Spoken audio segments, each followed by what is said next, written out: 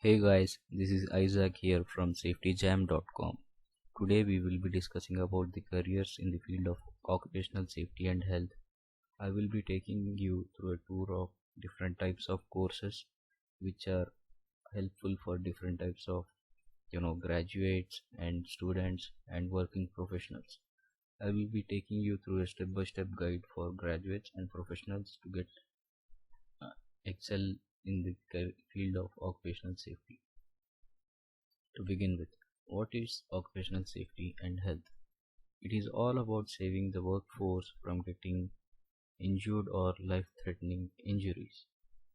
It also helps the labor force understand the hazards and risks involved in the different types of you know uh, fields of works in the construction industry, and it also helps you know uh, to discuss the issues of the employee in the particular organization regarding to the health and safety environment and report on health and safety risks to the board of directors.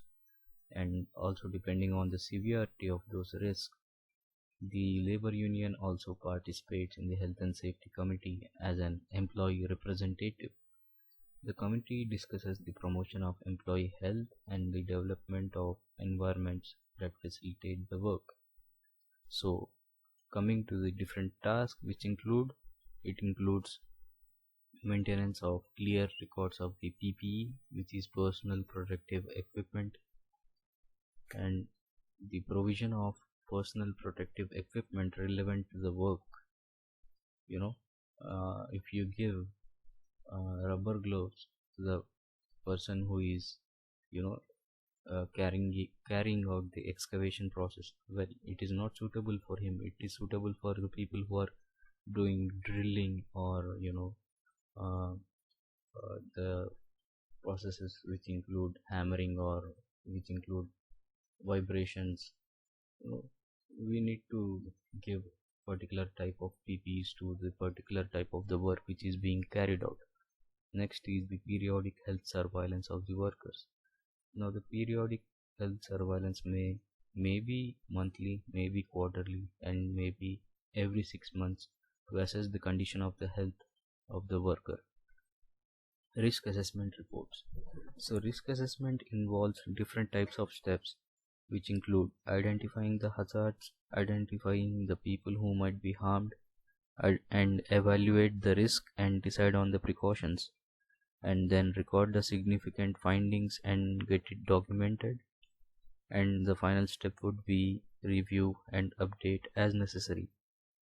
So there are different types of injuries which may be physical and also chemical, biological, ergonomic, and psychological.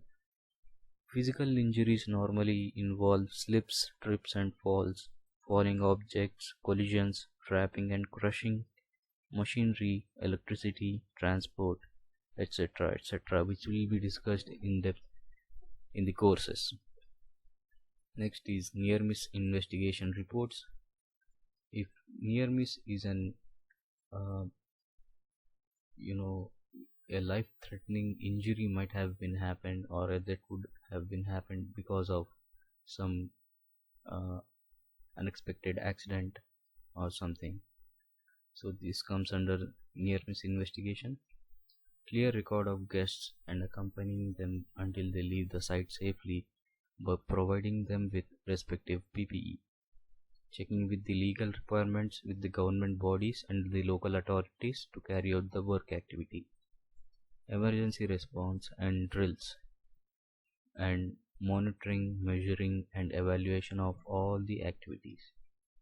Next, so I will be discussing about the different types of courses suitable for students as well as working professionals who are already into the field of work of occupational safety and health. So for freshers, to begin with, diploma course in health and safety environment, fire and safety engineering, oil and gas safety, and IOSH managing safely. IOSH is International Organization of Safety and Health. So for experienced professionals, it is NIPOSH IGC diploma, which is National Examination Board for Occupational Safety and Health, which is managed by England. If you write this exam, you will be getting the certificate from England itself, and IGC means International General Certificate, which will be globally recognized. Next is Lifting and Rigging Safety and Scaffolding Inspector. So let's begin with the courses for freshers. As I told you, different courses are Diploma course in Health, Safety and Environment, Fire and Safety Engineering, Oil and Gas Safety, and IOSH Managing Safety. So let's begin with Diploma course in Health and Safety Environment. This has Introduction to Health and Safety and other modules like Duties of Safety Officer, Hazard Identification, Job Safety Analysis and Risk Assessment, Introduction to OSHA, Excavation Safety, Electrical Safety, Confined Space Safety, Fall Protection, miscellaneous topics. So the miscellaneous topics include lifting and rigging and slinging safety, which will be discussed in a brief manner, and we will be having different topics like crane safety, signs, signals and barricades, fire protection and prevention and emergency planning, hand and power tools, chemical handling safety, ergonomics, manual handling safety, health and safety culture, responsibilities of a personal safety officer, introduction to health and safety management systems, health and safety culture, or the other miscellaneous topics which will be explained. So let's get to next course. Fire and Safety Engineering. So the different modules included in Fire and Safety Engineering are the classification and spread of different types of fire, the fire initiation, fire risk assessment, prevention and prevention of spread of the fire, and fire alarm systems and evacuation. So the classes of fire will be having the principles of fire, common causes and consequences, different types of extinguishers, how to use different type of extinguishers, methods of fire extinguishing, which also includes means of escape, fire drills, building plans, etc., how to quench all the types of fires, inspection and fire risk assessment, which has the modules like reasons for carrying out a fire risk assessment and factors to be considered during fire risk assessment, and finally storage, handling, transportation and provision of PPE for different types of highly flammable substances. So let's begin with oil and gas safety. Oil and gas safety has different modules like principles of health and safety. So these principles of health and safety is common among all of the courses, which gives you a brief and introduction to what health and safety is all about in different types of industries. So next is risk management, hydrocarbon process safety, fire protection, emergency response, chemical handling and storage, legal requirements, logistics and transport operation. A few modules will be same among fire and safety engineering as well as oil and gas safety. So next is IOSH managing safely. So different modules in IOSH managing safely is assessing risks, controlling risks, understanding the responsibilities of a safety officer, investigating incidents and report updating, and measuring performance of all the analytics which are being considered in day-to-day activities. So this is the end of the different types of courses for the freshers. Now let's begin with different courses for the experienced professionals. So the first one is NEBOSH IGC Diploma, Lifting and Rigging Safety, Scaffolding Inspector, and there will be different types of add-on courses like welding safety course, first aid course, and uh, it depends on the type of organization which you are working for. You need not worry about it. If an organization is requiring, scaffolding inspector or welding inspector safety or something like that relevant to that work, they will be providing this safety training from their expenses. But to be ready in this competitive job market, I recommend you to already learn and get ready with these courses and impart your knowledge while getting interviewed. So let's begin. So NEBOSH has two modules, which is IG1 and IG2. Lifting and rigging has different modules like determining the weight of the load, crane lift parameters and capacities, lifting plans, configurations and operations. So it also has a different topics, which also includes, determining the um, raising loads using jacks, cribbing and moving loads using winches, and adjusting the crane configurations, performing high level and long reach crane lifts, performing pick and carry operations, performing tandem crane lifts, and determining the capacities, which should not exceed the load capacity of the crane, and all those things. So the scaffolding inspector has different modules like general requirements, which has fall protection, guardrail systems, personal fall arrest systems, falling object protection, entry and exit, temporary stairways, temporary ramps, slipping and tripping, roof work, lighting, high winds, work over water, hot surfaces, unstable buildings and structures, forklift separated and supported by temporary work platforms, and the scope of, you know scaffolding standards and references. So these are the modules included in scaffolding inspector safety course. So let's begin with the NEBOSH IGC, which is International General Certificate, which is recognized globally. So it has IG1 and IG2.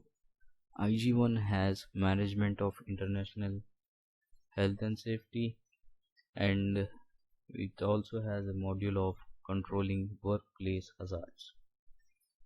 So coming to IG1, the management of uh, international health and safety has different types of modules like uh, the scope and nature of occupational health and safety and its foundations, which is health and safety management systems, which has the key elements like purpose and importance of setting up policy for health and safety, key features and content of health and safety policy, and health and safety management systems, which has uh, the concept and significance of health and safety culture, factors influencing health and safety related behavior, and principles of the risk assessment, and sources of information on health and safety, emergency procedures, permit to work systems, first aid, and all those things.